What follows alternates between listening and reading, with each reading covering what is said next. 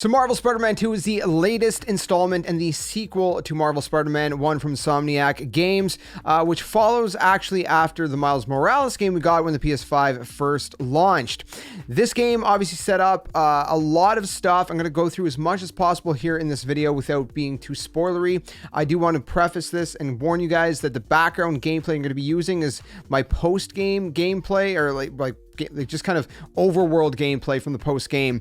I'm not going to do any really missions or anything like that, but you might see some stuff in the overworld that piques your interest. I'm not going to talk about that. I'm going to try to avoid it as much as I can, but do be wary of that. That might be considered mild spoilers to some of you guys. So maybe you just want to listen to the review and not actually watch it. So maybe just scroll down or something, or click off the tab for now. But anyways, I give you guys that little warning just in case, but I'm doing my very best to avoid as much stuff as I can. And I'm also not going to show you guys any of the menus because, again, I don't want to spoil anything. But I will talk about some stuff, such as like the skill trees and some abilities, but I'm not going to spoil everything either. I'm going to try to leave as much as a surprise for you guys as possibly can. Okay, if you guys are ready, let's go ahead and jump into this. Now, one of the big things that obviously a lot of us have been anticipating about this game is the introduction of Venom, right? At the very end of Marvel Spider-Man 1, it set up Marvel Spider-Man 2, and it set up this whole thing where, we thought we would be seeing some villains. Right now,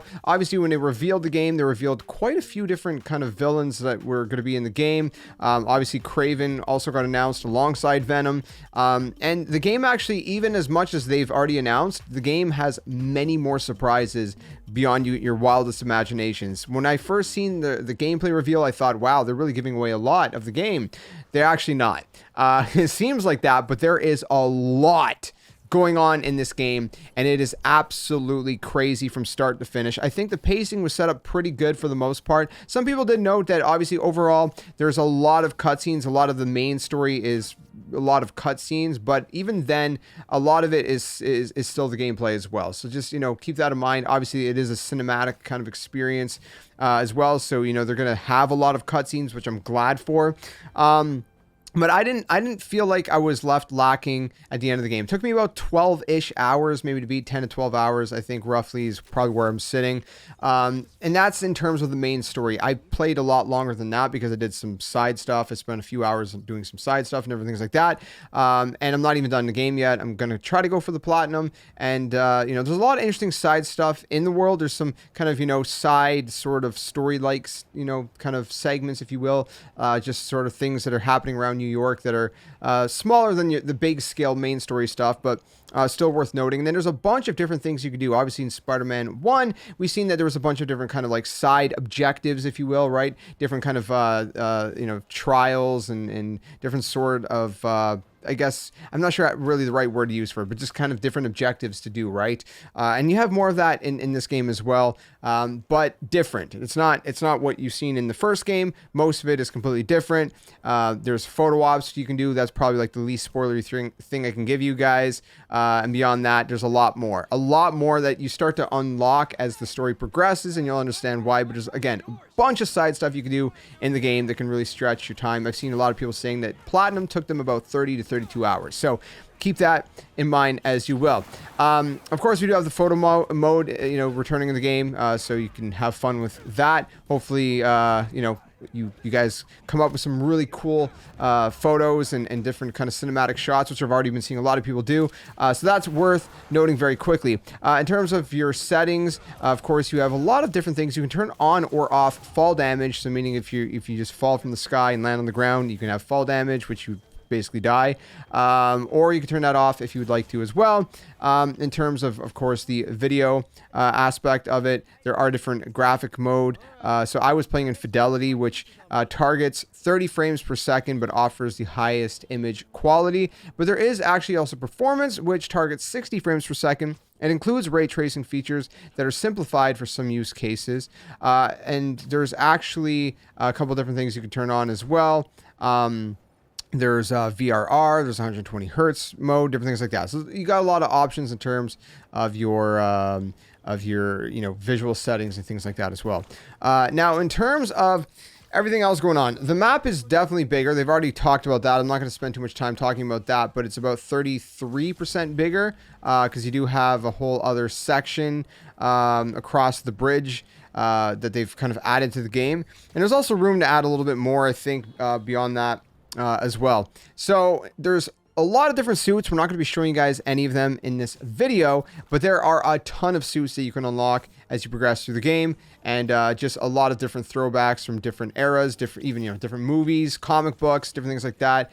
You can expect a lot of all that stuff to be unlockable in terms of suits. And again, keep in mind, there's 2 Spider-Man in this game. You got Peter Parker and you got Miles Morales, so you have 2 different styles of suits as well, right? So you have Peter Parker Spider-Man suits, and you also have Miles Morales Spider-Man suits, and there's a lot of them. There's like different suit tech. You can, upgrade your health, your damage, different things like that. Traversal. You got your gadgets that are returning, which again you can upgrade to have better functionality and more more of them at your disposal. A lot of the way that you would upgrade stuff is you find different kind of tech gear and rare parts around the world, either hidden in kind of like these secret crates that you'll find on rooftops, or by completing some of the side stuff I recently talked about. Of course, you also have your skill trees, which I mentioned. There are 3 skill trees. There's a shared one, and then there's an individual one for both Peter Parker and Miles Morales. And then you have abilities as well, which you can kind of equip, and you can kind of swap between and different things like that. So that'd be like your L1 plus one of the face buttons, L1 plus square, L1 plus triangle, different things like that. So there's a bunch of different stuff. There's collectible kind of stuff in the term in the sense of like some side stuff where it'll be like collect all of these different things, and that you kind of add up to a little side story as you eventually collect all of said things, whether it's photo ops or memories of a certain character that I'm not going to spoil, or diaries of another character that I'm not going to spoil, different things like that. So there's a lot going on in this. It's pretty cool. So that's in terms of like all the basic stuff. Now, in terms of the gameplay, it plays extremely fluid. They have also introduced the wingsuit, as you may or may not have heard, which is just easily activatable. I don't know the word. Anyways, you activate it by pressing triangle, and then you can unequip it by pressing triangle as well, and you just kind of glide through the air. So it gives you a little bit more traversal options. It's really nice. Again, game's really, really fluid. They've kind of built upon what was already great in the first place with the first game. Maybe some extra animations, different things like that. Again, you can see a lot of the gameplay up on screen and what that looks like. There's also like slipstreams, so you can glide through those, and those will give you a boost as well when you are gliding with your wingsuit, and all that good stuff. So gameplay's good, combat's good. Again, there's new abilities, and you're gonna be able to use those in the gameplay, and it's all good. Music is great. I'm not gonna go too much into that, but the soundtrack is phenomenal. I thought it was very good. There was some scores that reminded me sort of a mixture of different of the Spider-Man movies, whether it's the Tobey Maguire trilogy or the Andrew Garfield movies, or the ones with Tom Holland or whatever. But it doesn't sound exactly like those. I'm just saying it sounds like they've taken some inspiration in certain aspects in some of the scoring with musically, and yeah, the music's fantastic. It's just very, very good, top quality stuff, what you would expect from a Spider-Man game. All right, so we've talked about all the kind of the basic stuff and whatnot. I think that kind of only leaves us with the story for the most part. The story was, like I said, really solid. When I got to the end of the game, I will say that there was, I kind of felt like there was something that was missing. There was something that, it felt like there was something, I don't know, I still can't put my finger on it, but there's something that I felt like could have been more. And I don't know what that is, and it's really bugging me why I can't figure out what that is. But I will say that the story was really, really good. I can't go too much into it, obviously, because I don't want to spoil it. But I'll say that the way that they kind of progressed the arc with, introducing the symbiote, and how they then introduce Venom at some point, and all the other characters surrounding what's going on with Kraven. There's a whole thing going on with Kraven as well. They did a really good job. They maintained multiple main character story arcs, and juggling that, I think, is definitely an accomplishment in and of itself, right? Because you're juggling, obviously, You got Peter Parker's, arc. You got, of course, MJ's arc. You got Miles Morales' arc, right? You got some of their supporting character arcs, right? Like other friends, like Genki and Miles' mom, and different supporting things. You got various villains, right, that we know about, and maybe some that you don't. Who knows? And we got some of them have their arcs, but like obviously with the symbiote and with Venom, there's a whole arc there, and whoever is under the Venom symbiote, which I'm not going to spoil who that is, but whoever's under there also has their own character arc individually, which obviously at some point blends with Venom's arc, right? And you would think they were one and the same, but they're not really one and the same, because obviously the symbiote is its own thing. The symbiote is Venom, and then whoever is in, whoever's the host for the symbiote has their own arc as well. So they did a really good job, I think, at kind of juggling all those character arcs and really building it all together and interweaving them and kind of bringing them all forward through the story, and kind of pushing that narrative forward, and leaving it at the end, by the way, in a way that sets up for a potential sequel. Again, I'm not going to spoil anything, but obviously it's not a surprise that they were going to do that, but it's definitely setting up the possibility for a Spider-Man 3. And what can happen there? Well, there's a few different things we could talk about, but we're not going to here in this video.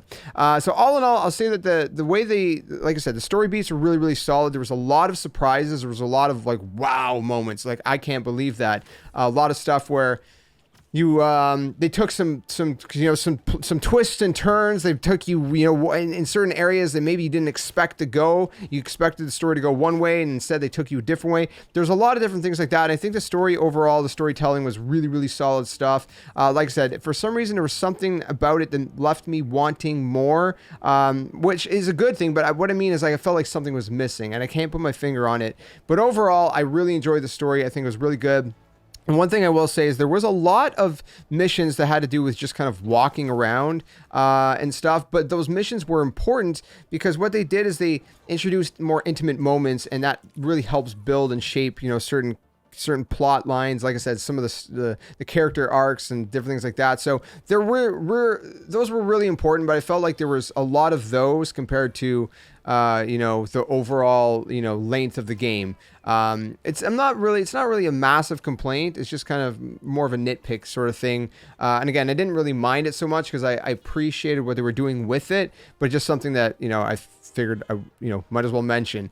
Also, really quick, in terms of gameplay and traversal, it is extremely quick to fast travel. It's like instant. Once you unlock a fast travel location for one of the districts, you can basically fast travel anywhere in that district. It's just like boom, and it's instant. It's crazy how fast it is. Same thing with swapping between Peter and Miles. It's pretty much instantaneous, and it's just really smooth and flawless how they did that. So I think that was really good as well. So again, overall, the story, I think it was beautifully written. I think it's better than a lot of the Spider-Man movies we've gotten. I will say that Venom, they took some risks there that the two Venom movies that we have were not willing to take. And was it as much of a risk as we would hope that the movies were going to take? No, they didn't go that far necessarily with it, but they did go further, I think, with it in some aspects, in some ways, and again, that's just my personal opinion, and I don't want to spoil anything and explain how, but they did in ways that I think were really like wow moments. Like I was like, okay, I didn't expect them to do that. Let's say. And I think that was really nice to see because Venom is a pretty crazy character. He's a pretty intense character. So I think Venom was done really well. By the way, I think all the voice acting was done very, very well overall, especially Venom's voice, and everyone else's performances were top notch. So overall, I can't really complain too much about the game. I think it was a really, really solid game. Overall, I think I'm going to give it about maybe, let's say, I don't know. Again, I feel like there's something missing. I don't know what it is. I feel like there's just something that just like left me like, huh? Like I felt like there was an empty hole, and I can't put my finger on it. But I think I'm gonna give this game a solid, let's say 9.3. Does that sound fair? I think 9.3. I've debated giving it a 9.5. I think it's a really good game, and I think it could push 9.5.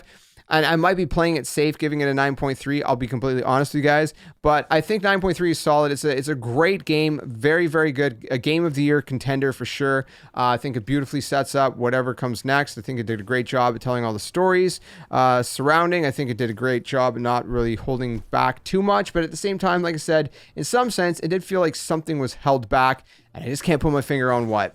But that's my review of Marvel's Spider-Man 2. Let me know what you think in the comment section below. Have you played it? If you have, what would you rate it out of 10? Maybe a lot lower, maybe a lot higher. I'm curious to hear your guys' thoughts. And for everything else gaming, be sure to stick around for more talk about the games and play the games here on the channel. And again, whenever the inevitable Marvel's Spider-Man 3 or maybe another spin-off comes out, we'll cover it then as well. I look forward to whatever Insomniac has next. They're killing it with Spider-Man. They're doing a fantastic job. I think they're the franchise, the video game franchise is in the right hands, and they're doing a fantastic job, and hats off to them for that. So can't wait to see what's next. Thanks for watching. Stay safe, stay well, and until then, game on. Catch you guys soon. Hey you! What are you doing? Join the Skeleton Army! Do it today! Don't wait till tomorrow, because tomorrow might never come. The Earth is gonna fade, that's inevitable. The next second of your life's not even promised, so you better think about where you're going, and you might as well just join the Skeleton Army. Plus, we do kind of like you a little bit, so it'd be nice to see you around here. But if you don't want to, hey, your loss. See you later.